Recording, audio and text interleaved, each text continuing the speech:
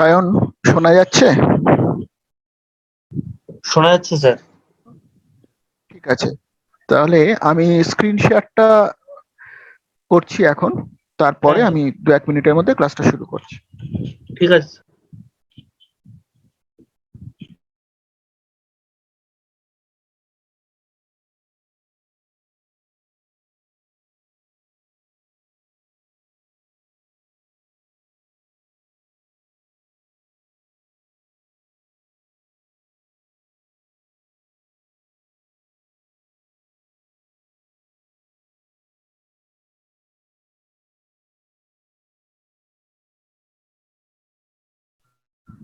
দেখা যাচ্ছে স্ক্রিনটা? দেখা যাচ্ছে স্যার। আচ্ছা, ফুল স্ক্রিন তো?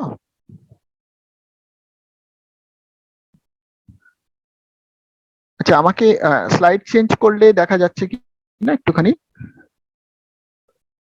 হ্যাঁ, দেখা যাচ্ছে স্যার। আচ্ছা, ঠিক আছে।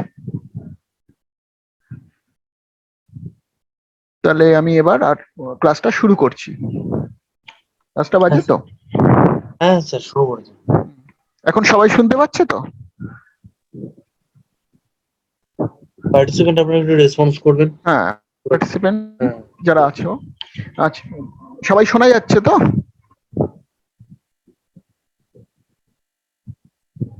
হ্যাঁ স্যার, শোনা যাচ্ছে। দেখছি স্যার। আজকে আমি ইজেডও থ্রি ডেভেলপমেন্টাল বায়োলজি পার্টটা শুরু করব। কয়েকটা জিনিস নিয়ে আলোচনা করব।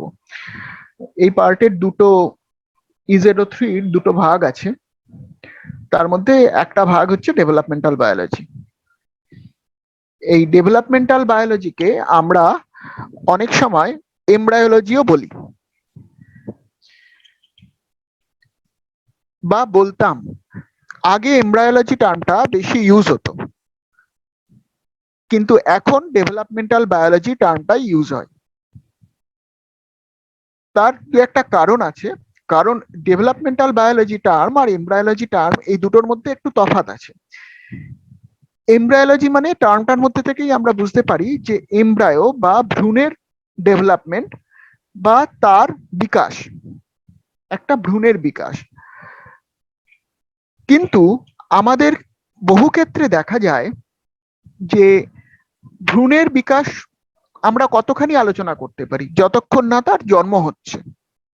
কিন্তু একবার যদি তার জন্ম হয়ে যায় তখন সে আর ভ্রূণ থাকে না, তাহলে তার বিকাশে আর আলোচনা করার জায়গা থাকে না।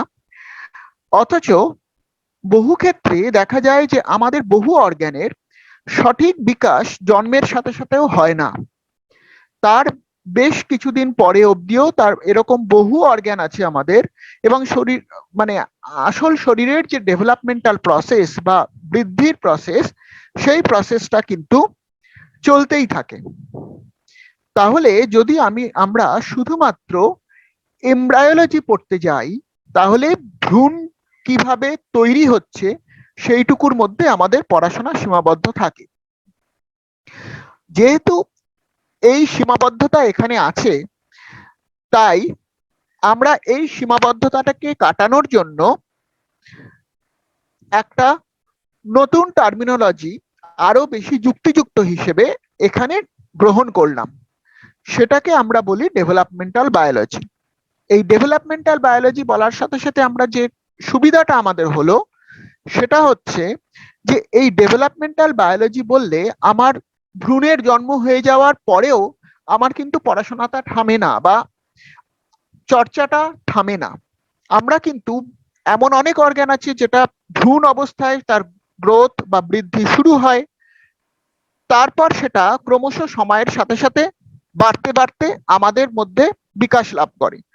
তো সেই সমস্ত অর্গানের আলোচনা আমরা এখানে করতে পারি। তাই আমরা এটাকে ডেভেলপমেন্টাল বায়োলজি বলেও বলতে পারি, এবং ডেভেলপমেন্টাল বায়োলজি হিসেবেই আমরা এইটাকে পড়াশোনা করব। এই ভাগটাকে যে পড়াশোনা সেটাকে আমরা ডেভেলপমেন্টাল বায়োলজির অন্তর্গত করে নেব।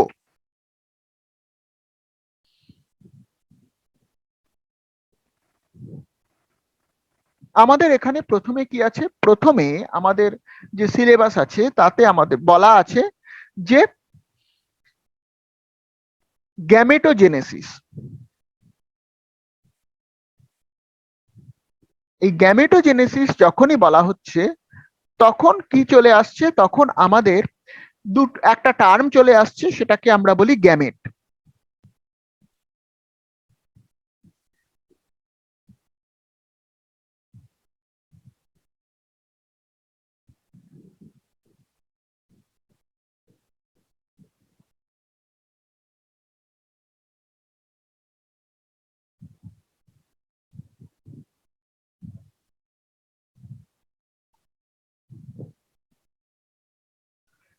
তাহলে এই গ্যামেটোজেনেসিস কি?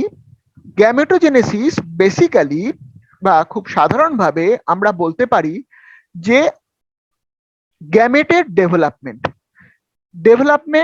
বা গ্যামেট তৈরি হওয়ার প্রসেসটাকে গ্যামেটোজেনেসিস বলা হয়। এবার এই গ্যামেটটা কি? গ্যামেটটা হচ্ছে মূলত আমরা এখানে যে আলোচনা করছি সেইটা হচ্ছে যৌন জনন প্রক্রিয়া বা সেক্সুয়াল রিপ্রোডাক্টিভ প্রসেস। আমাদের যত উন্নত প্রাণী আছে সমস্ত প্রাণীর ক্ষেত্রেই এই প্রক্রিয়াটাই চলে। সেক্ষেত্রে এইটাই ডেভেলপ করেছে ইভলিউশন বা বিবর্তনের মধ্যে দিয়ে। তার বিশেষ কিছু কারণ আছে, সেই কারণ কেন এই প্রক্রিয়াটা আমাদের বিবর্তনের মধ্যে দিয়ে আমাদের উন্নততর প্রাণীর ক্ষেত্রে আরো বেশি করে এলো, সেইটা নিয়ে এখানে আলোচনা করলে আলোচনাটা অন্যদিকে যাবে। তবু আমরা এইটুকু ধরে নিতে পারি যে আমাদের আরো উন্নত জীবন ধারণ এবং জীবের বৈচিত্র্য রক্ষার জন্যই এবং সেটাকে আরো ভালোভাবে সংরক্ষিত রাখার জন্যই এই ধরনের যৌন জনন প্রক্রিয়ার জন্ম। যখনই এটার জন্ম হলো তখন আমাদের কি হলো, আমাদের পুরুষ এবং স্ত্রী এই দুটো লিঙ্গের বিভাজন হলো।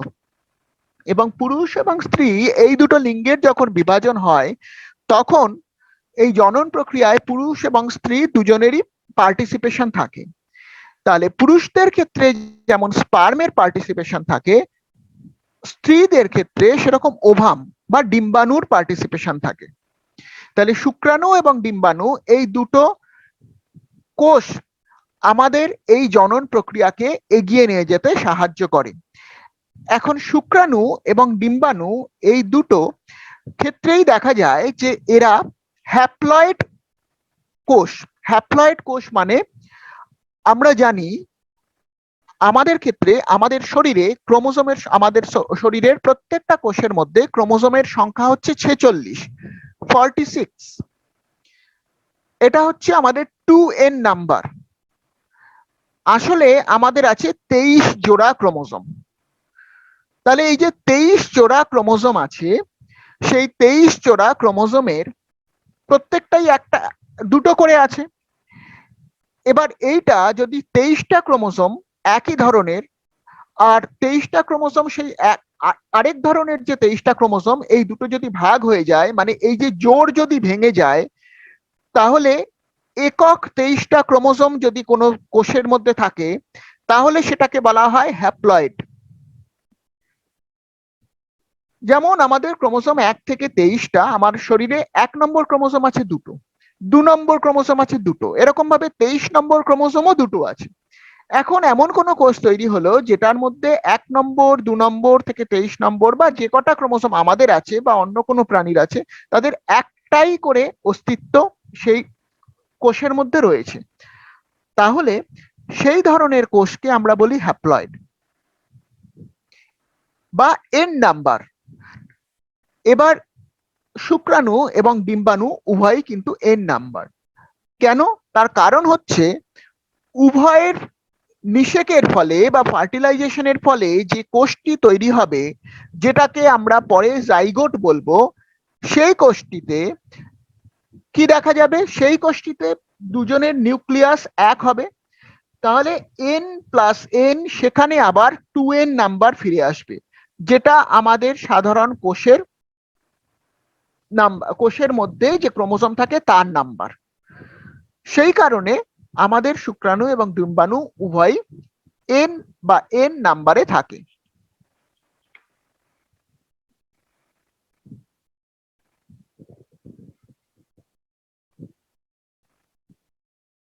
এখন এই স্পার্ম আর ওভাম যদি দেখি, তার কিছু গঠনগত বৈশিষ্ট্য আছে। কি দেখা যায়?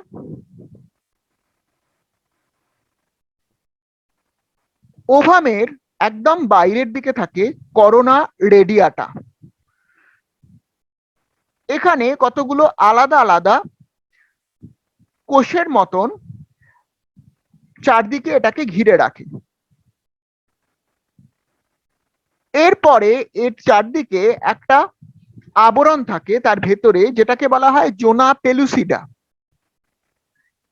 এই জোনা পেলুসিডার ভেতরে থাকে সাইটোপ্লাজম, আর সেই সাইটোপ্লাজমের মধ্যে থাকে নিউক্লিয়াস। এটা হচ্ছে ওভামের গঠন। এবং মনে রাখতে হবে, ওভামের সাইজ একটি স্পার্মের সাইজের থেকে অনেক বেশি বড় হয়, 100 গুণ বা তারও অনেক বেশি বড় হয়। এক একটা প্রাণীর ক্ষেত্রে এক এক রকম হলেও মোটামুটি ভাবে 100 থেকে 1000 গুণ বড় তো হয়ই একটি ওভামের সাইজ। 100 গুণ থেকে বড়, তারও বেশি বড় হয়, এটা মাথায় রাখতে হবে। আর স্পার্মের ক্ষেত্রে কি হয়? স্পার্মের ক্ষেত্রে তার আকারটা কিরকম হয়? কতগুলো ভাগ থাকে। কি থাকে? তার একটা হেড পোর্শন থাকে, তার মধ্যে মাঝামাঝি একটা পোর্শন থাকে যাকে বলা হয় মিড পিস, আর তারপর একটা লম্বা টেল থাকে। এই যে হেড পোর্শন, এই হেড পোর্শনের মধ্যেই এর নিউক্লিয়াসটা থাকে। আর তার চারদিকে, হেড পোর্শনের বাইরের দিকে কি থাকে? একটা আবরণী থাকে, যে আবরণীটাকে বলা হয় অ্যাক্রোজোম। অ্যাক্রোজোম, এই যে সাইটোপ্লাজম আমরা দেখছি, সাইটোপ্লাজমের একদম বাইরের দিকে অ্যাক্রোজোম দিয়ে এই সাইটোপ্লাজমটা ঘেরা থাকে। তার ভেতরে সাইটোপ্লাজমের মধ্যে আবার নিউক্লিয়াস থাকে। আর তার ঠিক পরের পোর্শনে, যেখানে টেল রিজিয়নের মিড পিস বলা হচ্ছে, মাঝের অংশ বলা হচ্ছে টেল বা লেজের অংশটা বা চাবুকের মতন যে অংশ, তার আগে যে অংশটা থাকে, সেই অংশটায় কি দেখা যায়? সেই অংশটায় দেখা যায় কিছুটা মোটা, এবং এর মধ্যে অনেক সংখ্যক মাইটোকন্ড্রিয়া থাকে। মাইটোকন্ড্রিয়াকে আমরা কি জানি? কোষের মধ্যে শক্তি উৎপাদনকারী অঙ্গাণু হিসেবে জানি। অনেকে এটাকে আমরা পড়ে এসছি যে কোষের শক্তি ঘর বলে। তো যাই হোক, এই মাইটোকন্ড্রিয়া থাকার নিশ্চয়ই কোনো কারণ আছে, এবং মাইটোকন্ড্রিয়া ব্যাটারি অনেকগুলো মাইটোকন্ড্রিয়া পরপর যুক্ত থাকে। তারপরে কি থাকে? তারপরে থাকে এদের টেলের মতন অংশ, যেটা আমরা অনেকটা প্রোটোজোয়া ফ্ল্যাজেলার সাথে তুলনা করতে পারি। একটা হুইপের মতন টেল বা লেজের অংশ থাকে, হুইপ বা চাবুকের মতন। এবার এই যে স্পার্মটা, এই স্পার্ম হয় মুভেবল, এটাকে মুভ করতে হয়। সেই কারণে এই হুইপটা কাজ করে ওই চাবুকের মতন, যাতে এ মুভমেন্টে হেল্প করে। কিন্তু এই যে হুইপটা যে মুভ করবে বা টেল পোর্শনটা যে মুভ করবে, তার শক্তিটা কোত্থেকে আসবে? তার শক্তিটা আসবে এই যে তার মাঝের অংশে যে মাইটোকন্ড্রিয়া গুলো একসাথে রয়েছে, সেখান থেকে সেই শক্তিটা সে অর্জন করবে। এই মাইটোকন্ড্রিয়ার ব্যাটারির থেকে সে শক্তিটা অর্জন করবে। এই হলো খুব সাধারণভাবে স্পার্ম আর ওভামের গঠন।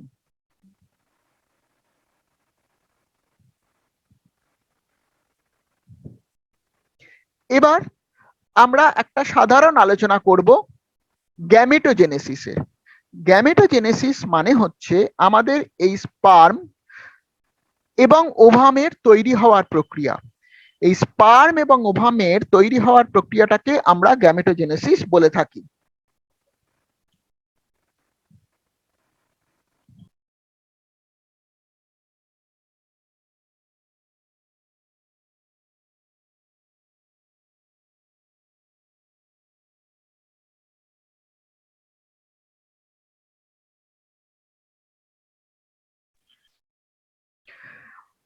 আচ্ছা, এখানে দেখা যায় প্রথম প্রক্রিয়াটাকে বলা হয় স্পারমাটোজেনেসিস, আর দ্বিতীয় প্রক্রিয়াটাকে বলা হয় উজেনেসিস।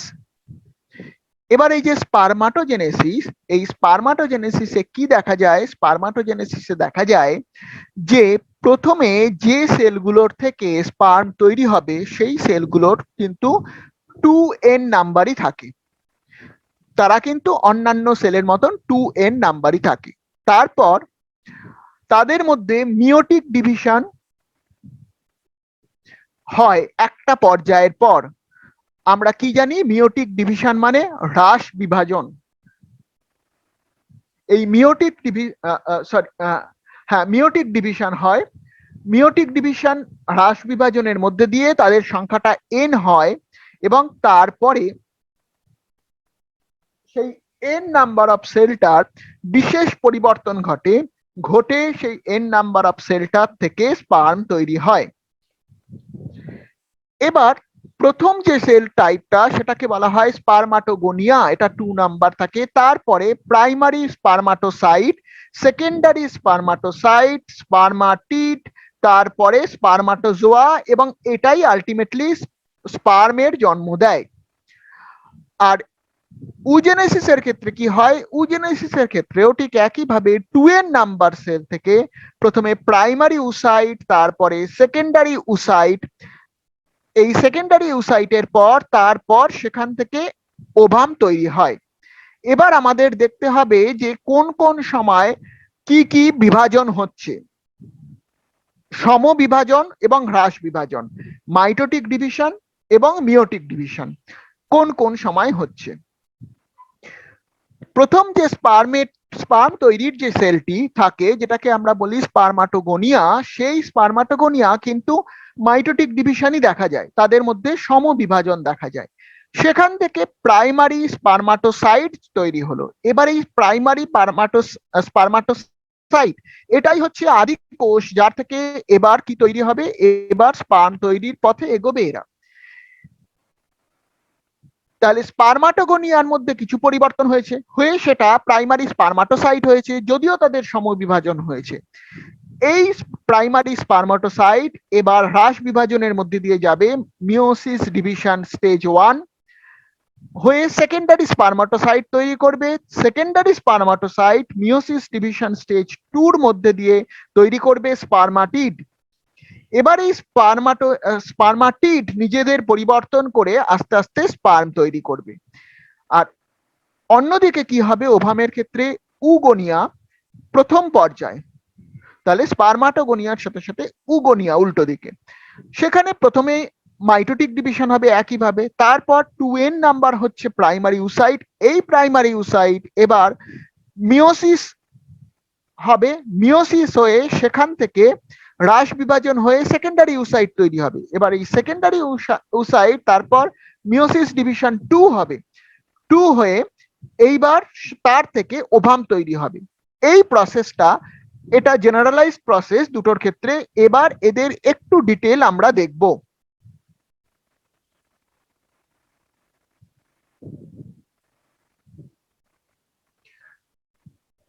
শুক্রাণু কোথায় তৈরি হয়?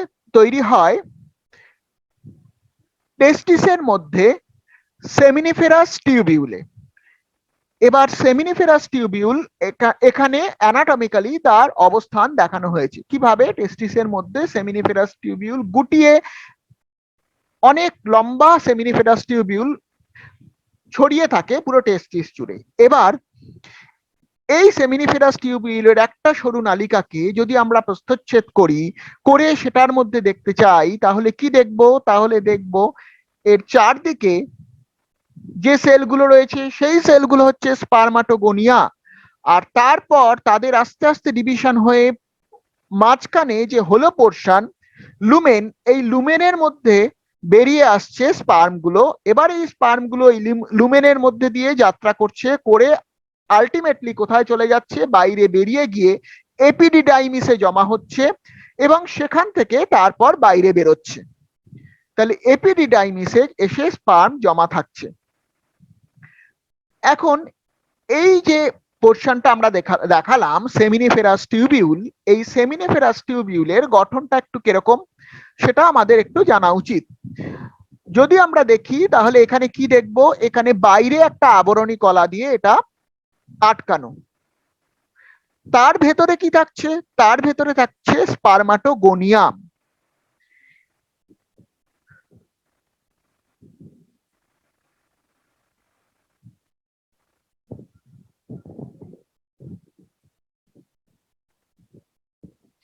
তাহলে এই যে স্পারমাটোগোনিয়াম দেখা যাচ্ছে, এই স্পারমাটোগোনিয়াম প্রথমে কি হচ্ছে? প্রথমে থাকছে নর্মাল জার্ম সেল।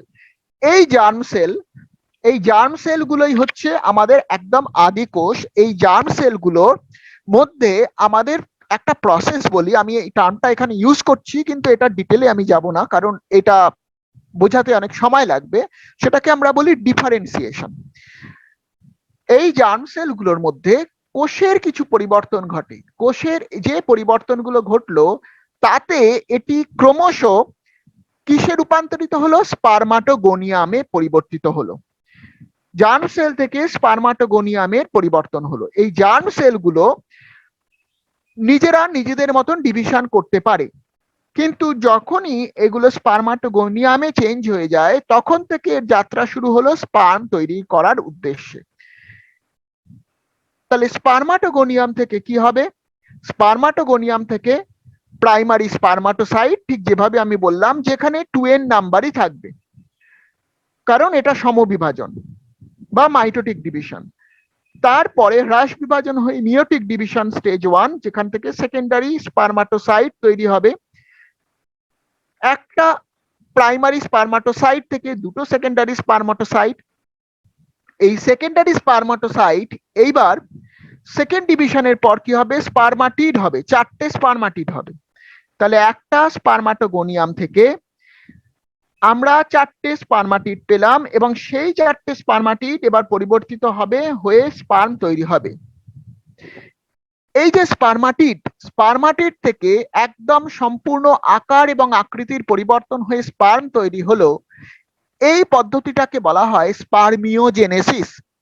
ঠিক যেরকম ভাবে ক্যাটারপিলার একরকম দেখতে হয় বা শুঁয়োপোকা একরকম দেখতে হয়, সেখান থেকে প্রজাপতি বা মথ তৈরি হয় সম্পূর্ণ অন্যরকম দেখতে, একটা সম্পূর্ণ জীব তৈরি হচ্ছে। এখানে একটা কোষ তার সমস্ত আকার আকৃতির পরিবর্তন করে নিজেকে এতখানি পরিবর্তিত করে ফেললো যে সেখান থেকে তৈরি হলো কি? সেখান থেকে ম্যাচিওর্ড স্পার্ম তৈরি হলো। এবার এই ম্যাচিওর্ড স্পার্ম লুমেনের মধ্যে দিয়ে যথাস্থানে গিয়ে জমা হবে, অর্থাৎ এপিডিডাইমিসে গিয়ে জমা হবে।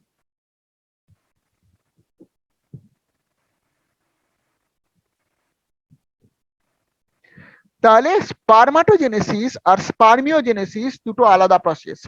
স্পারমাটোজেনেসিস হচ্ছে সম্পূর্ণ শুরু থেকে শেষ অবধি স্পার্ম তৈরি হওয়ার প্রসেস, মানে জার্ম সেল থেকে স্পারমাটোগোনিয়াম হয়ে স্পারমাটোসাইট হয়ে স্পারমাটিড হয়ে স্পার্ম তৈরি হওয়ার প্রসেসটাকে আমরা বলি স্পারমাটোজেনেসিস।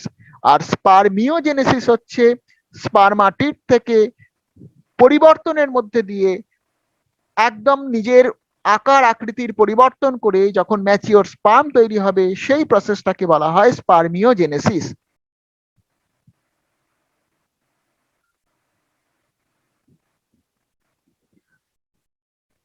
এখানে আরেকটু হয়তো ডিটেলে আছে, শুধু এখানে দু একটা জিনিস দেখার আছে, যে এই যে আমরা এতক্ষণ দেখলাম, এখানেও দেখলাম, এখানে কিন্তু শুধুমাত্র স্পারমাটোগোনিয়াম, স্পারমাটোসাইট এগুলো নেই, এছাড়াও আরো কিছু কিছু সেল থাকে। সেই সেলগুলো সাহায্যকারী সেল, যেগুলোর কাজ হচ্ছে স্পার্ম তৈরিতে সাহায্য করা, তাকে পুষ্টি দেওয়া, তার এই যে পরিবর্তন, সেই পরিবর্তনটাকে নির্দিষ্ট করা। তার মধ্যে লিডিক সেল, সার্টলি সেল, এই সেলগুলো ইম্পর্টেন্ট। এইগুলোর আলাদা আলাদা কাজ, সাহায্যকারী হিসেবে এরা অংশগ্রহণ করে এই প্রসেসটায়।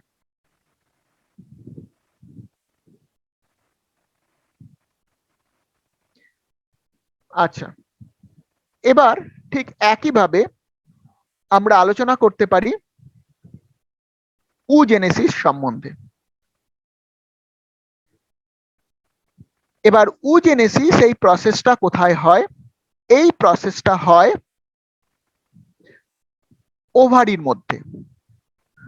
খুব সাধারণভাবে ওভারির যে গঠন, সেই গঠনটাকে আমরা যদি দেখি তাহলে দেখব কি, একটা এরকম শেপ দেখা যায় যার মধ্যে ব্লাড ভেসেল থাকে এবং সেই ব্লাড ভেসেল ছড়ানো থাকে, বাকি পোর্শনে ফাইব্রাস টিস্যু থাকে, আর যার মধ্যে এবং ওভারির মধ্যে যে প্যারেনকাইমাল টিস্যু ধাত্র কোষ তার অংশ থাকে যার মধ্যে বেশ কিছু ফাইব্রাস টিস্যুও থাকে,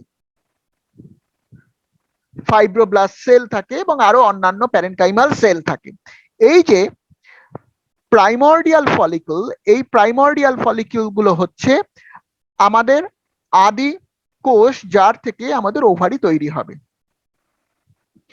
এই প্রাইমর্ডিয়াল ফলিকিউল থেকে কি হচ্ছে, প্রাইমারি ফলিকিউল তৈরি হচ্ছে, প্রাইমারি ফলিকিউল থেকে সেকেন্ডারি ফলিকিউল তৈরি হচ্ছে, তারপর টার্সিয়ারি ফলিকিউল তৈরি হচ্ছে, তারপর ম্যাচিওর গ্রাফিয়ান ফলিকিউল তৈরি হচ্ছে, যেখান থেকে বেরিয়ে আসছে সেকেন্ডারি উসাইড। তার মানে এই ফলিকিউলের মধ্যে এর সমস্ত বিভাজন এবং অন্যান্য কাজকর্ম হচ্ছে।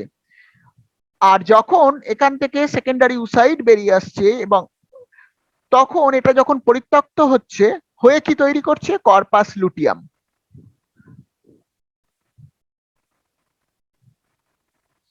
এটা হচ্ছে সাধারণভাবে ওভারির মধ্যে, ওভারির যদি আমরা প্রস্থচ্ছেদ করি বা ব্যবচ্ছেদ করি তাহলে এটাকে অ্যানাটমিক্যালি এইভাবে আমরা দেখতে পারবো।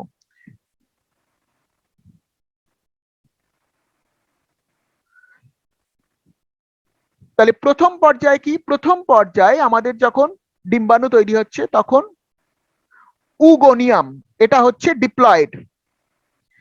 এই যে উগোনিয়াম, এই উগোনিয়ামের মধ্যে একটা জিনিস আমাদের কিন্তু এই ফলিকল আর সেল কিন্তু এক নয়, এটা আমাদের মাথায় রাখতে হবে। ফলিকল হচ্ছে সেই পোর্শনটা যার মধ্যে এই উজেনেসিস প্রক্রিয়াটা ঘটে, যে চেম্বারের মধ্যে এই উজেনেসিস প্রক্রিয়াটা ঘটে। এবার এই যে উজেনেসিস প্রক্রিয়ায় কি দেখা যায়, প্রথমে উগোনিয়াম থাকে যেটা ডিপ্লয়েড, সেই ডিপ্লয়েড উগোনিয়াম সমবিভাজনের ফলে প্রাইমারি উসাইট তৈরি হচ্ছে। এখানে খুব ইম্পর্টেন্ট একটা জিনিস রয়েছে, এই যে প্রাইমারি উসাইট, এই প্রাইমারি উসাইট কিন্তু আমাদের ফিমেল শরীরে বা স্ত্রী শরীরে ডিম্বাণুর মধ্যে গর্ভাশয়ের মধ্যে তৈরি হয়েই থাকে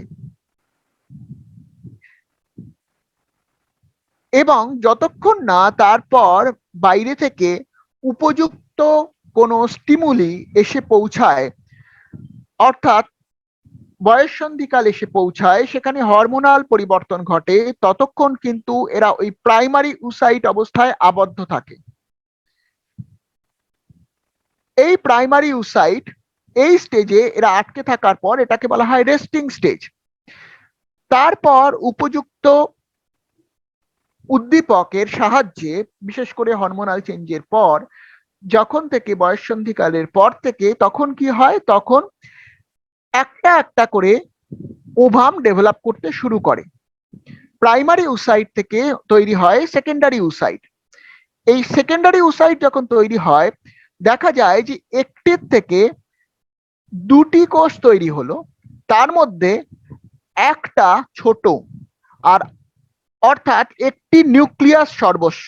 তাহলে এই যে নিউক্লিয়াসটা আছে, এই নিউক্লিয়াসটা দুটো ভাগে ভাগ হয়, একটি এবং দুটি। তার মধ্যে একটি কোষ এমন হয় যার মধ্যে শুধু নিউক্লিয়াসটা ভাগ হয়েই রয়েছে, অর্থাৎ ডিএনএটা শুধু ডাবলিং হয়েছে, হয়ে ডিএনএটাই রয়েছে এবং তার সাইটোপ্লাজম বিন্দুমাত্রও নেই বা থাকলেও খুবই সামান্য। দুজনের সাইটোপ্লাজম একই সাথে এসে জমা হয় একটির মধ্যে,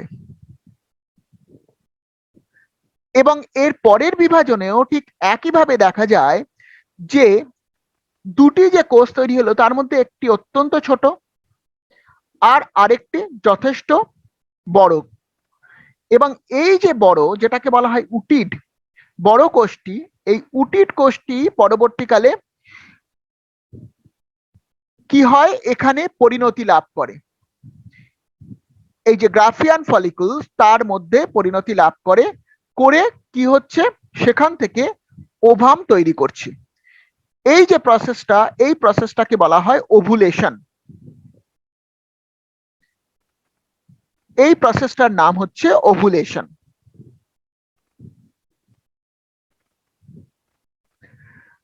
তাহলে উজেনেসিসে কি দেখা যাচ্ছে?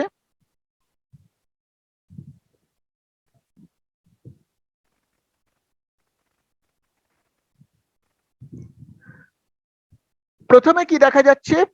ফিটাল ডেভেলপমেন্টের সময়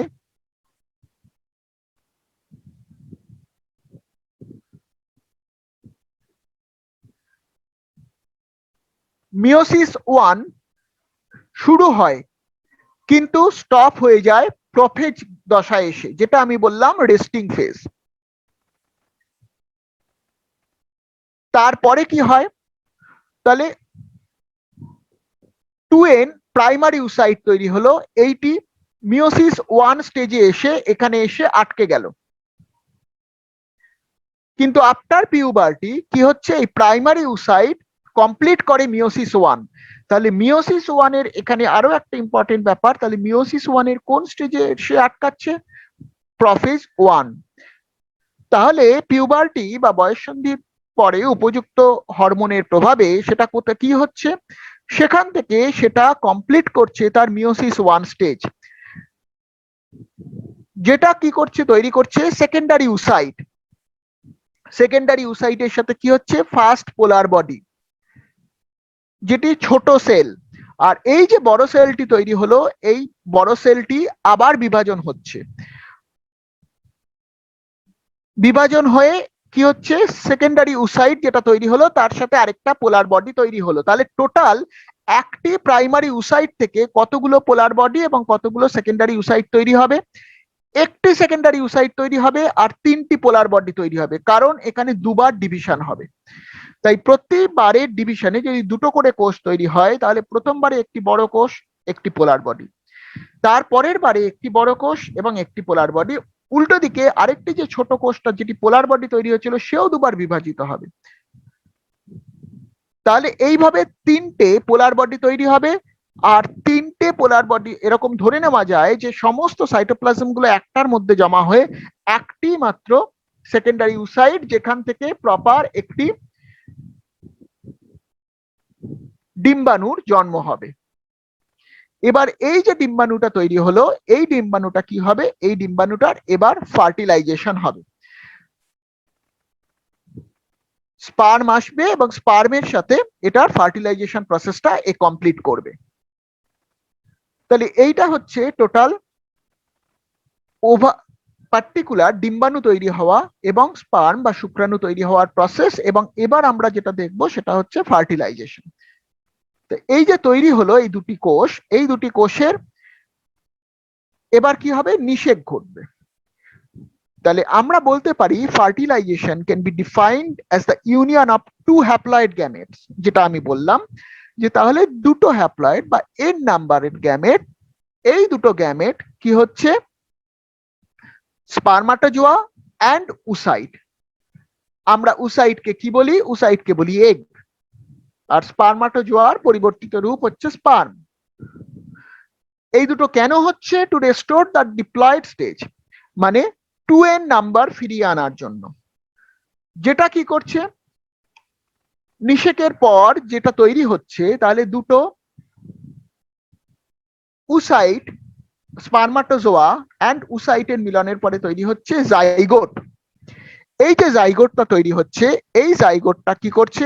এই জাইগোটটা তারপরে পরবর্তীকালে বিভাজন এবং পরিবর্তন ও পরিবর্ধনের মধ্যে দিয়ে তৈরি করছে আমাদের এমব্রায়ো, যার থেকে একটি পূর্ণাঙ্গ প্রাণীর বা উদ্ভিদের জন্ম হচ্ছে, পূর্ণাঙ্গ জীবের জন্ম হচ্ছে। তাহলে ফার্টিলাইজেশন হচ্ছে ওভাম, তার মানে দুটো হ্যাপ্লয়েড নাম্বার অফ সেল একসাথে মিলিত হচ্ছে ফার্টিলাইজেশন প্রসেসের মধ্যে দিয়ে, যার একটি আসছে পুরুষের দেহ থেকে, একটি আসছে স্ত্রীর দেহ থেকে। এবং এই দুটো কোষ একসাথে যুক্ত হয়ে ফিউজড হয়ে তৈরি করছে কি? তৈরি করছে জাইগোট। এই জাইগোট একটি মাত্র কোষ, যার মধ্যে নিউক্লিয়াসে 2n নাম্বার অফ ক্রোমোজোম থাকছে। এই 2n নাম্বার অফ ক্রোমোজোম এবার কি হচ্ছে? এইবার এই কোষটিকে ক্রমশ বিভাজনের মধ্যে দিয়ে বহু সংখ্যায় কোষের জন্ম দিচ্ছে। শুধু জন্ম দিচ্ছে না, যেরকম সেরকম ভাবে না, তারা একটা নির্দিষ্ট সজ্জা মেনে সেই জন্মটা হচ্ছে এবং তারা ঘনসংবদ্ধ হয়ে একটা নির্দিষ্ট পদ্ধতিতে নিজেদের পরিবর্তন এবং পরিবর্ধন ঘটিয়ে শেষ পর্যন্ত একটি এমব্রায়ো বা ভ্রূণের জন্ম দিচ্ছে।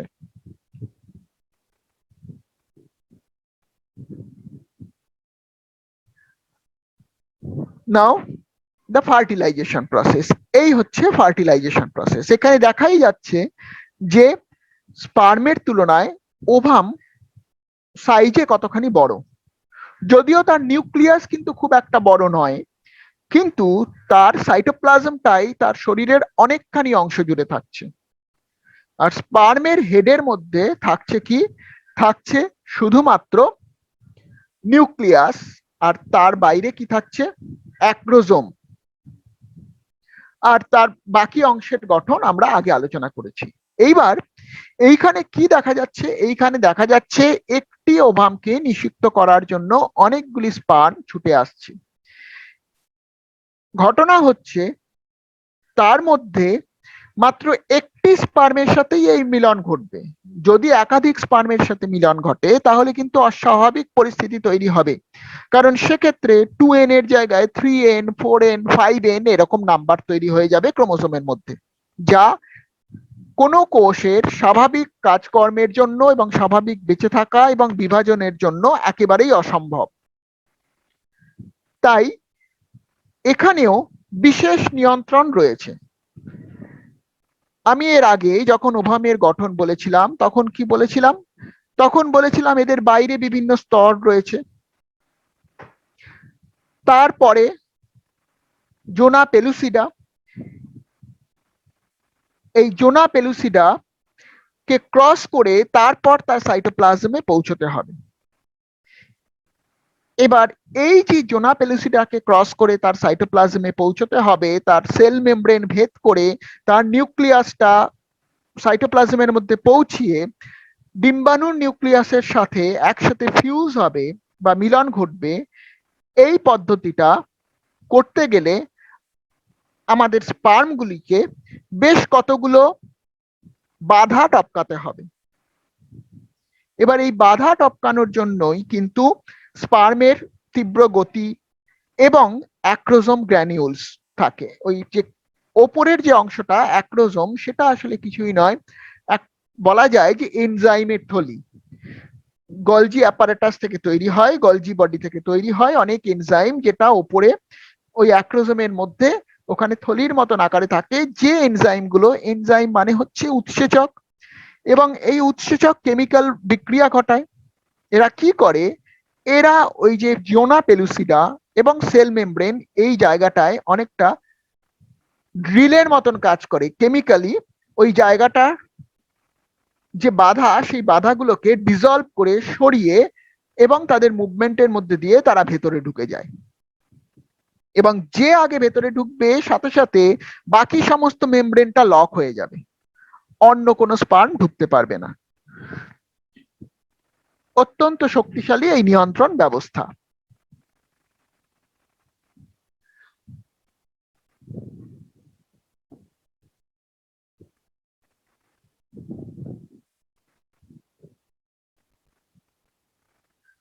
এবার কি হচ্ছে এই ফার্টিলাইজেশনে? প্রথমে কি হচ্ছে? প্রথমে আমি বললাম যে বাইরের পোর্শন গুলোকে ভেদ করে এসে জোনা পেলুসিডায় এসে উপস্থিত হলো যে স্পার্ম, সেই স্পার্মটি এবার এগের সাথে ডাইরেক্ট কন্ট্যাক্ট হলো। কন্ট্যাক্ট হয়ে তার যে অ্যাক্রোজোম, সেই অ্যাক্রোজোম থেকে সে এবার কি করলো? হাইড্রোলাইটিক এনজাইম, যেটা আমি বলছিলাম যে এনজাইম গুলো সিক্রিট করলো। এই যে হাইড্রোলাইটিক এনজাইম সিক্রিট করলো, এই এনজাইম গুলো বা উৎসেচক গুলো কি করবে? জোনা পেলুসিডার মধ্যে গর্ত তৈরি করবে।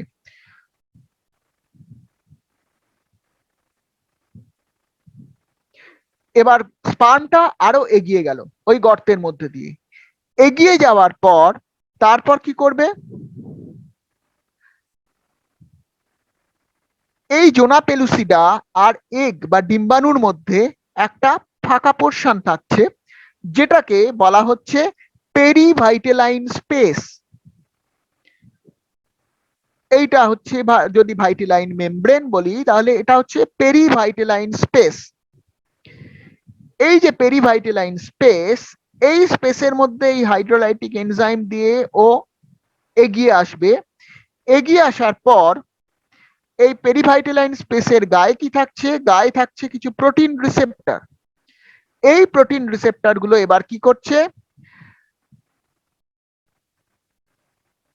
স্পার্মের যে প্লাজমা মেমব্রেন বা কোষ পর্দা আছে সেটার সাথে ওভামের যে প্লাজমা মেমব্রেন, এই যে প্লাজমা মেমব্রেন, সেই দুটোকে একসাথে আটকে দিচ্ছে, ফিউজ করছে। তাহলে স্পার্মের প্লাজমা মেমব্রেন আর ওভামের প্লাজমা মেমব্রেন একটা আরেকটার সাথে আটকে গেল। আটকে যাওয়ার পরে কি হলো? যেহেতু ফিউজ করলো, তা ফিউজ করার মানে এই দুটোর মধ্যে এবার গ্যাপ তৈরি করা কোনো অসুবিধা হলো না।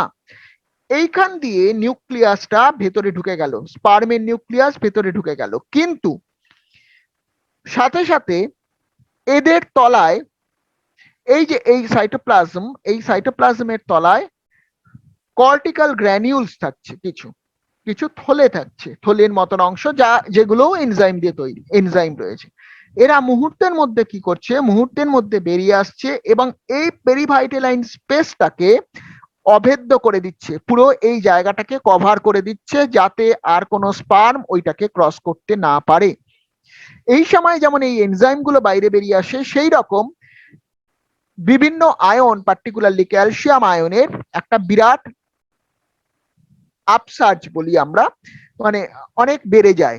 এইটা কি হয়? এটা একটা কেমিক্যাল রিয়াকশন, যে কেমিক্যাল রিয়াকশনের মধ্যে দিয়ে এই কর্টিক্যাল গ্র্যানিউলের যে গ্র্যানিউলস গুলো আছে, এগুলো এনজাইম এর সাথে ক্যালসিয়াম এবং অন্যান্য সমস্ত পরিবেশের ভিত্তিতে কি হচ্ছে, এরা একটা অভেদ্য পর্দার মতন স্ট্রাকচার তৈরি করছে, যার ফলে এরা অন্য স্পার্ম গুলোকে আটকে দিচ্ছে।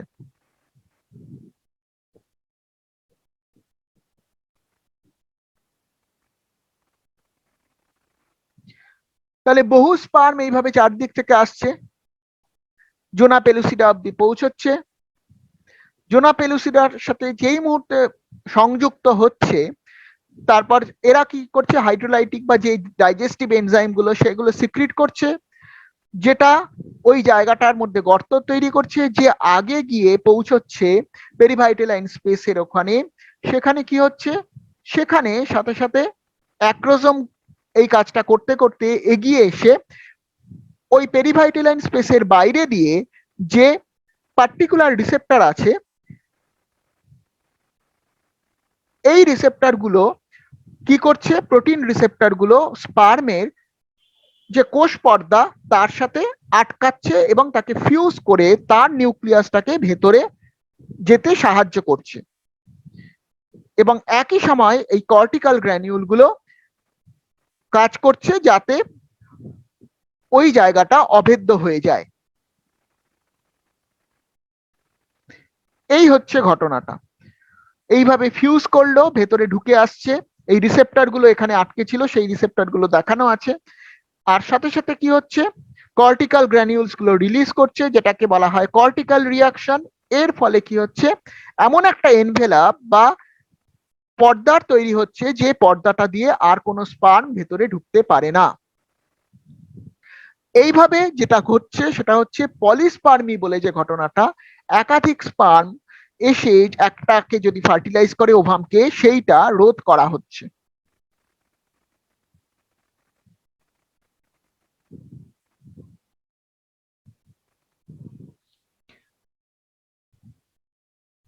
তাহলে এইভাবে ফার্টিলাইজেশন প্রসেসটা কমপ্লিট হলো। ফার্টিলাইজেশন প্রসেস যখন কমপ্লিট হলো, তখন দুটো নিউক্লিয়াসের মার্জার হলো, একসাথে তারা যুক্ত হলো। যুক্ত হওয়ার পর তারপর তারা কি করছে? তারা 2n নাম্বার অফ নিউক্লিয়াস তৈরি হচ্ছে, 2n ক্রোমোসোম রয়েছে যার মধ্যে। এইবার সেই 2n নাম্বারের নিউক্লিয়াসের যেটি রয়েছে, সেই সাইটোপ্লাজমের মধ্যে যে নিউক্লিয়াসটা রয়েছে, মাথায় রাখতে হবে যে ওখানে নিউক্লিয়াসটা ছোট এবং সাইটোপ্লাজমটা অনেক বড়, কারণ ডিম্বাণুর সাইটোপ্লাজমের মানে আয়তনটা অনেক বড় হয়। তার কারণ হচ্ছে পরবর্তীকালে এমব্রায়োনিক ডেভেলপমেন্টে ওই সাইটোপ্লাজমের মধ্যে এমন অনেক প্রোটিন, এমন অনেক আরএনএ বা এমন অনেক জিনিস থাকে যেইগুলো কোন দিকে কিভাবে এমব্রায়োটা ডেভেলপ করবে সেইটাকে সম্পূর্ণভাবে নিয়ন্ত্রণ করে। এই নিয়ন্ত্রণ ঘটানোর জন্যই ওদের মধ্যে আগে থেকে মানে মাতৃদেহ থেকে সমস্ত রকম ইনফরমেশন বা সমস্ত রকম খবর বা ইনস্ট্রাকশন ওর মধ্যে লোড করা থাকে, যেমন যেন প্রোগ্রাম করা রয়েছে সাইটোপ্লাজমটা, সেই প্রোগ্রাম অনুযায়ী পরে আমাদের ডেভেলপমেন্ট প্রসেস এগোবে। তা এবার কি হচ্ছে, এবার এই যে যে কোষটি তৈরি হলো এই কোষটা এবার সেল ডিভিশন স্টেজে ঢুকছে। এই সেল ডিভিশন স্টেজটাকে আমরা কি বলি, আমরা বলি ক্লিভেজ। এই সেল ডিভিশন স্টেজে কোষগুলো ভাঙতে ভাঙতে এগোতে থাকছে এবং এগোতে এগোতে প্রথমে মরুলা, তারপর ব্লাস্টুলা তৈরি হচ্ছে বা ব্লাস্টোসিস্ট তৈরি হচ্ছে। ব্লাস্টোসিস্ট কেন বলা হয়? মরুলার ক্ষেত্রে কোষটা এই বিভাজনের ফলে যে যেটি তৈরি হয়, মানে কতগুলো কোষ নিয়ে যে একটা বলের মতন তৈরি হয়, ওই বলটা সলিড থাকে। কিন্তু ব্লাস্টোসিস্ট যখন হয় তখন সিস্ট যাকে আমরা বলি, ব্লাস্টোসিস্টের ক্ষেত্রে দেখা যায় ওই বিভিন্ন যে কোষগুলো ভেঙে ভেঙে তৈরি হচ্ছে সেই কোষগুলো একটা বাইরের দিকে একটা লেয়ার তৈরি করে আর ভেতরের পোর্শনটা ফাঁপা থাকে, সেই জন্য এটাকে আমরা বলি ব্লাস্টোসিস্ট। এবার কি হচ্ছে, এবার এই যে ক্লিভেজের ঘটনাটা আমরা বললাম, তাহলে এখানে এখানে কি হচ্ছে, এটা হচ্ছে জাইগোট। সেই জাইগোট ক্লিভেজের মাধ্যমে 8টা সেল স্টেজ, 32টা সেল স্টেজ, 64টা সেল স্টেজ বা কোষের পর্যায়ে এই অবধি যখন ভেতরে কোনো ফাঁপা অংশ তৈরি না হয় তখন সেটাকে আমরা অনেক সময় মরুলা বলি।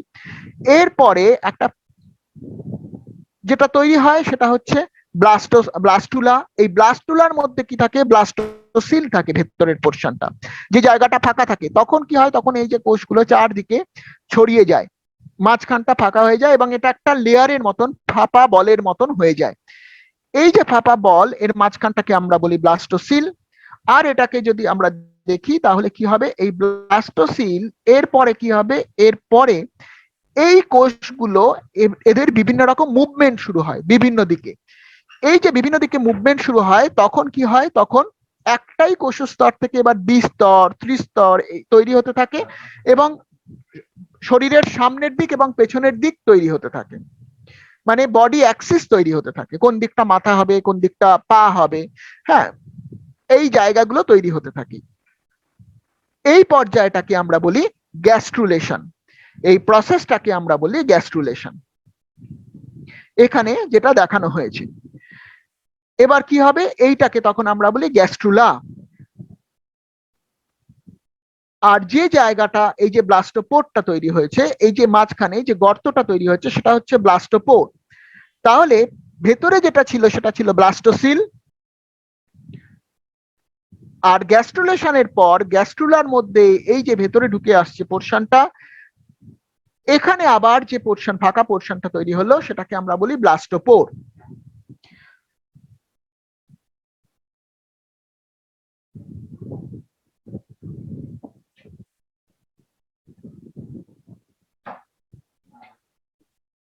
তাহলে এবার আমরা ক্লিভেজটা দেখব। ক্লিভেজটাকে আমরা কি বলতে পারি? এটা হচ্ছে রিপিটেড মিওটিক ডিভিশন। এটা সরি রিপিটেড মাইটোটিক ডিভিশন, সমবিভাজন। এক্ষেত্রে কিন্তু সবসময় সমবিভাজন হবে। Repeated mitotic division of zygote, যেখান থেকে কি করছে, কোষের সংখ্যা আস্তে আস্তে বাড়ছে, বাড়তে বাড়তে আলটিমেটলি ব্লাস্টোমিয়ার তৈরি হবে, যার মধ্যে আমরা ব্লাস্টুলা তৈরি হবে, যার মধ্যে আমরা ব্লাস্টোসিল দেখতে পাবো।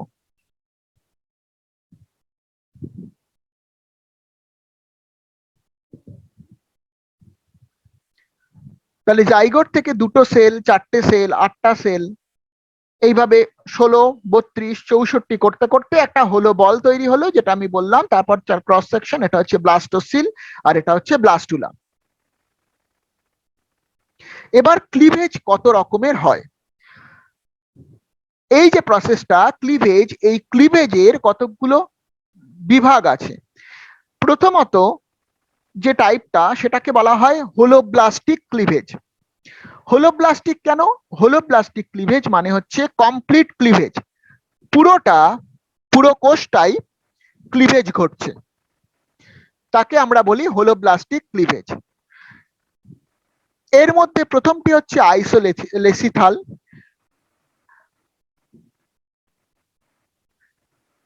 আইসোলেসিথাল এর মধ্যে কেন, তার কতগুলো কারণ, এই যে বিভিন্ন রকম ক্লিভেজ হয় তার কতগুলো কারণ আছে। কারণটা হচ্ছে যে ধরনের প্রাণীর যে ধরনের ডিম্বাণু, সেই ডিম্বাণুর প্রকৃতি অনুযায়ী তাদের মধ্যে ক্লিভেজ ঘটে। কিরকম প্রকৃতি অনুযায়ী ক্লিভেজ ঘটে? প্রত্যেক ক্ষেত্রে ডিম্বাণুর মধ্যে আমরা কি জানি? আমরা জানি যে এগের মধ্যে ইয়ক থাকে। এবার এই ইয়কটা বেসিক্যালি কি? ইয়ক আমরা যেটাকে সাধারণ ক্ষেত্রে মুরগির ডিমের ক্ষেত্রে কুসুম বলি, ইয়কটা বেসিক্যালি কিন্তু এগের সেলের কোনো পোর্শন নয়। ইয়কটা হচ্ছে সেই অংশ যার থেকে যখন ওর মধ্যে ডিম্বাণুটা তৈরি হবে, ওর মধ্যে এমব্রায়োটা তৈরি হবে বা ভ্রূণটা তৈরি হবে, সে খাবার সংগ্রহ করবে। তার যখন পরিণতি হতে থাকবে সে তখন খাবার সংগ্রহ করবে, তাহলে ওটা হচ্ছে খাবার। এবার কোনো এগে এরকম থাকে যে তার সমস্ত খাবারটা তার সমস্ত শরীর জুড়ে ছড়িয়ে থাকে। এবার বিশেষ করে যেসব প্রাণীরা ডিম পারে, শরীরের বাইরে যাদের ডেভেলপমেন্ট হয়, তাদের ক্ষেত্রে ইয়কটা ভীষণ ইম্পর্টেন্ট। ওটা না থাকলে কোনোভাবেই প্রাণীটার ভ্রূণের ডেভেলপমেন্ট বা বৃদ্ধি ঘটবে না, কারণ তার তো খাবার চাই। যখন ভ্রূণ হিসেবে কোষগুলো বিভাজিত হচ্ছে তখন তো এমনি এমনি হবে না, তার জন্য কোষ বিভাজন, তাদের যে মুভমেন্ট, তার জন্য প্রচুর শক্তির দরকার, আর শক্তি পেতে গেলে খাবার দরকার। তাহলে সেই খাবারটা হচ্ছে ইয়ক। আমাদের ক্ষেত্রে আমাদের যেহেতু ভ্রূণ পেটের মধ্যে ডেভেলপ করে, তাহলে কোত্থেকে খাবার পায়? মাতৃদেহ থেকে খাবার পায়। কিন্তু যারা বাইরে রয়েছে তাদের ক্ষেত্রে কি হবে? তাদের ক্ষেত্রে আগে থেকে সেটাকে রিজার্ভ করে রাখতে হবে, তাহলে সেটাও একটা বিরাট কাজ যে কোনো প্রাণীর ক্ষেত্রে তার ডিম তৈরি করার ক্ষেত্রে।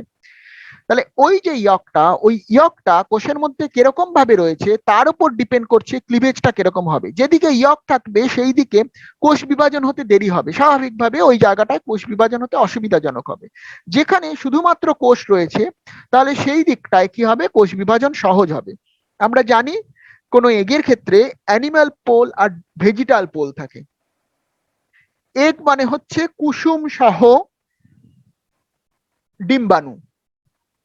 তাহলে এই কুসুম সহ যে ডিম্বাণু, তার কুসুমটা কিরকম অবস্থায় রয়েছে তার উপর ডিপেন্ড করছে অনেক কিছু। এই বিভাজন, ক্লিভেজ বিভাজনটা কিরকম হবে। যদি সমস্ত দিকে সমানভাবে ছড়িয়ে থাকে কুসুমটা, তাহলে অসুবিধা নেই, তাহলে ডিভিশনটা বা ক্লিভেজটা পুরোটা জুড়েই হওয়া সম্ভব। এখানে দেখানো হয়েছে যে আইসোলেসিথাল ক্লিভেজ, যার মধ্যে কুসুমটা সমানভাবে চারদিকে ছড়িয়ে রয়েছে, তার আবার কতগুলো টাইপ রয়েছে। কিন্তু সেই ক্লিভেজে প্রথম থেকে শেষ অবধি বিভাজন একবারে ঘটছে। প্রথমটা হচ্ছে রেডিয়াল ক্লিভেজ। স্যার 8 মিনিট বাকি আছে। হ্যাঁ, এই শেষ করে দেবো, আর দুটো স্লাইড আছে। প্রথমটা হচ্ছে রেডিয়াল ক্লিভেজ। তারপরেরটা কি হচ্ছে? তারপরেরটা হচ্ছে স্পাইরাল ক্লিভেজ। মানে এই যে আগের প্লেনটা যেরকম ভাবে ভেঙেছে, পরের প্লেনটা খানিকটা ঘুরে গেছে, একটা স্পাইরালের মতন বা একটা প্যাচের মতন ঘুরে গেছে। আর আরেকটা হচ্ছে বাইল্যাটারাল ক্লিভেজ বা দ্বিপার্শ্বীয় প্রতিসম ক্লিভেজ, যেখানে দুদিকে এদিকেও যেরকম হবে ওইদিকেও সেরকম ভাবে সমান ভাবে ক্লিভেজ হবে। এটা বিভিন্ন প্রাণীর ক্ষেত্রে দেখা যায়, যেমন রেডিয়াল ক্লিভেজ দেখা যায় একাইনোডার্মের ক্ষেত্রে, স্পাইরাল ক্লিভেজ দেখা যায় অ্যানিলিডা, মোলাস্কার ক্ষেত্রে, দুটোর ক্ষেত্রেই। বাইল্যাটারাল ক্লিভেজ দেখা যায় টিউনিকেটের ক্ষেত্রে। এর পরেরটা হচ্ছে রোটেশনাল ক্লিভেজ। এটা ম্যামালে দেখা যায়, আবার নিমাটোডেও দেখা যায়। এই রোটেশনাল ক্লিভেজ মানে এইটা দুটো বিভাজন হলো, তার পরেরটা একটু রোটেট করে পরের লেভেলে ঘুরে বিভাজন হচ্ছে। এটা একটু জটিল টাইপের ক্লিভেজ। এই ক্লিভেজে এরকম ভাবে একটা দিকে এমব্রায়োর ডেভেলপমেন্ট হয়, আরেকটা দিকে একটা সরু লেয়ার থাকে এবং ব্লাস্টোসিল এখানে তৈরি হয়। এর পরের ক্লিভেজটা হচ্ছে মেসোলেসিথাল ক্লিভেজ। এই মেসোলেসিথাল ক্লিভেজ মানে হচ্ছে এটার যে ডিমটি তার মধ্যে একটা দিকে একটু বেশি পরিমাণে খাবার দেওয়া আছে, মানে মডারেট ভেজিটাল ইয়ক, মানে এই দিকে যদি ওপরের দিকে যদি অ্যানিমাল পোল হয়, নিচের দিকে যদি ভেজিটাল পোল হয়, অ্যানিমাল পোলেও কিছুটা ইয়ক পোর্শন ছড়িয়ে রয়েছে কিন্তু ভেজিটাল পোলে একটু বেশি রয়েছে। তো এটা দেখা যায় অ্যাম্ফিবিয়ার ক্ষেত্রে। অ্যাম্ফিবিয়ার ক্ষেত্রেও এদের বিভাজন হয়, কিন্তু দেখা যায় যে আস্তে আস্তে ওপরের দিকটা বেশি ঘন হতে থাকছে, কারণ নিচের দিকটা একটু ইয়কটা বেশি হয়েছে বলে ওদের বিভাজন হতে একটু অসুবিধা হচ্ছে।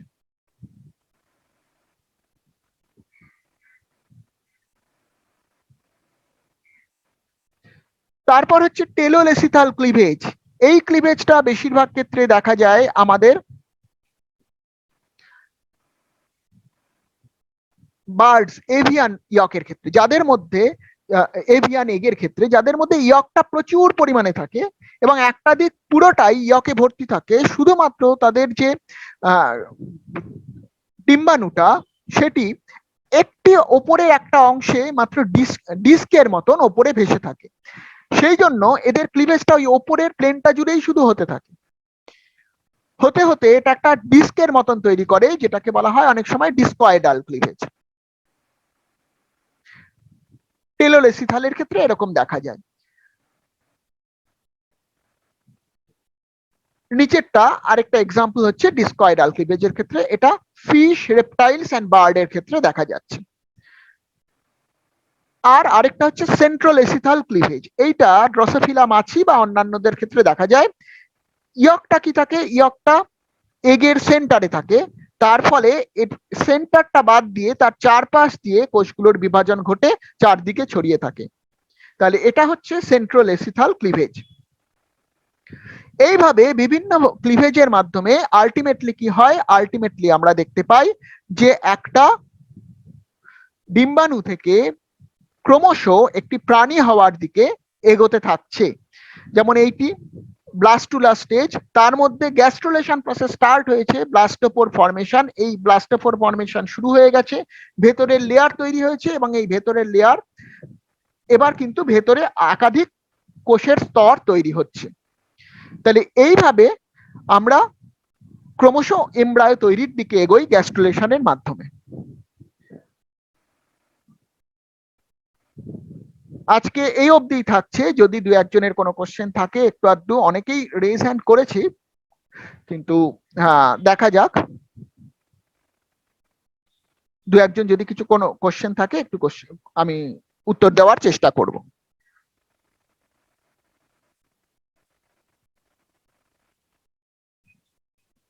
এবার পার্টিসিপেন্টরা যদি আনমিউট করে। স্যার 217 স্টুডেন্ট আনমিউট করলে কিছু সবাই মিলে আনমিউট করা যাবে না, আর না? যদি কোনো ভ্যালিড কোশ্চেন থাকে তাহলে চ্যাট বক্সে লিখুন আপনারা। আচ্ছা, সেটা হতে পারে। স্যার অলরেডি লেখা শুরু করেছে দেখুন।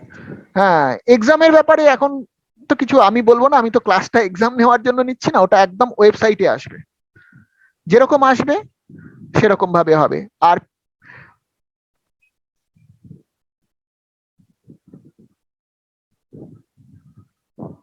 আর আমি এখানে আমাদের স্টাডি মেটেরিয়ালটাই দেখতে হবে, কেননা এতজনের গ্রুপে তো ওইভাবে কোনো পিডিএফ দেওয়া সম্ভব নয়।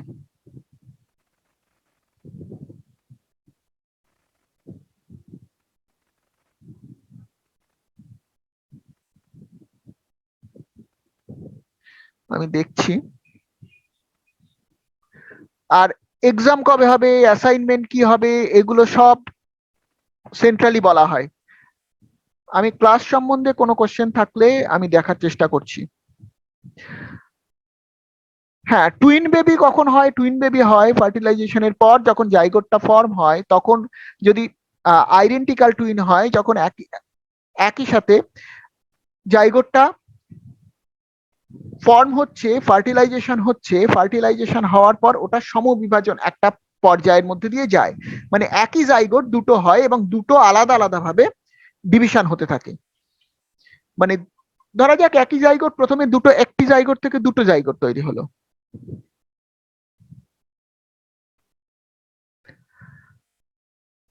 দুটো জাইগোট তৈরি হওয়ার পর তারপর কি হচ্ছে, দুটোই আলাদা আলাদা ভাবে একই ইন্ডিভিজুয়াল তৈরি করলো। নর্মালি কি হয়, একটাই জাইগোট থেকে একটাই ইন্ডিভিজুয়াল তৈরি হয়, কিন্তু প্রথম স্টেজে যদি দুটো জাইগোট থাকে, তার যদি ইন্ডিভিজুয়াল দুটো আলাদা তৈরি হয়, তখন সেটা আইডেন্টিক্যাল টুইন হয়। আর অনেক ক্ষেত্রে দুটো এগ একসাথে ফার্টিলাইজড হতে পারে, সেক্ষেত্রেও টুইন বেবি হতে পারে।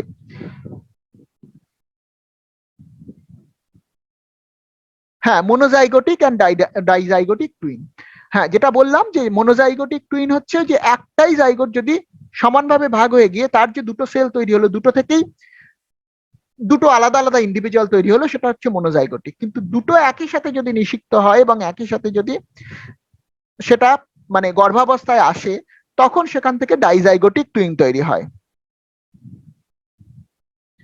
ব্লাস্টুলা তো বললাম, ব্লাস্টুলা এরপর গ্যাস্টুলেশন যেদিন পড়াবো সেদিন তো এমনি আরো ব্লাস্টুলা বলবো। ব্লাস্টুলা বেসিক্যালি ক্লিভেজের পর আমরা যে গোল বলের মতন যে ভ্রূণটা পাই, যার মধ্যে কোনো সেলের কোনো স্তর থাকে না, আমরা ত্রিস্তরী প্রাণী, একটোডার্ম, এন্ডোডার্ম, মেসোডার্ম থাকে, ওই অবস্থায় কিছু থাকে না, কোনো স্তর থাকে না,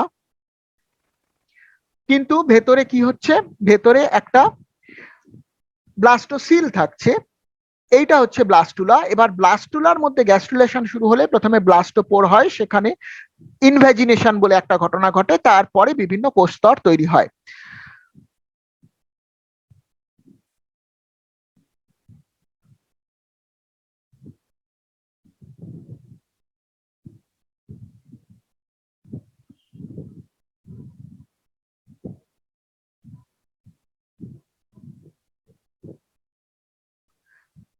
যদি অনলাইনে কোশ্চেন পরীক্ষা হয় তাহলে এমসিকিউ হবে। ওভারিকে ফার্টিলাইজ করে না কোনো সময়, ওভামকে ফার্টিলাইজ করতে পারে। আর দুটো স্পার্ম যে ফার্টিলাইজ করতে পারে না, সেটা যে অ্যাবনর্মাল হবে, সেই ব্যাপারে আমি কর্টিক্যাল রিয়াকশনের কথাই বলেছি, যে রিয়াকশনের জন্য নর্মাল অবস্থায় কখনো দুটো স্পার্ম গিয়ে একটা ওভামকে ফার্টিলাইজ করতে পারে না, ওটা যদি হয় তাহলে অ্যাবনর্মাল হয়। পোলার বডির কোনো কাজ নেই, পোলার বডি বেসিক্যালি এক্সট্রা হিসেবেই পড়ে থাকে, এবং তারপর আলটিমেটলি ওটার অ্যাপোপ্টোসিস বলে একটা ঘটনা ঘটে, যাতে সে নষ্ট হয়ে যায়। তার সমস্ত সাইটোপ্লাজম গুলো নিয়ে সে নিজে অ্যাকচুয়ালি ওভামটাই বড় হতে থাকে। স্যার আচ্ছা, এবার হ্যাঁ রেডি। আমরা শেষ করে দিচ্ছি। আর হোয়াটসঅ্যাপ গ্রুপ থাকলে তখন আমি দেখব, কিন্তু আদারওয়াইজ ওরকম ভাবে আমাদের কন্ট্যাক্ট করার যা অফিসিয়াল প্রসিডিওর সেটাই করতে হবে। ঠিক আছে, আজকে এর মতন ক্লাস শেষ করে দেওয়া যাক।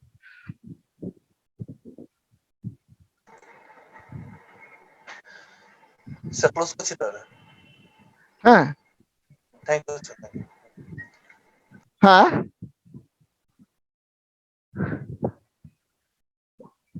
ঠিক আছে, আমি তাহলে ক্লাস শেষ করছি। হ্যাঁ, ক্লোজ করছি স্যার।